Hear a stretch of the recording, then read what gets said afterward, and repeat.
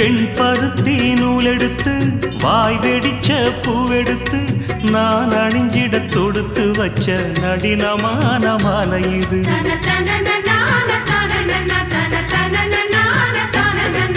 Sen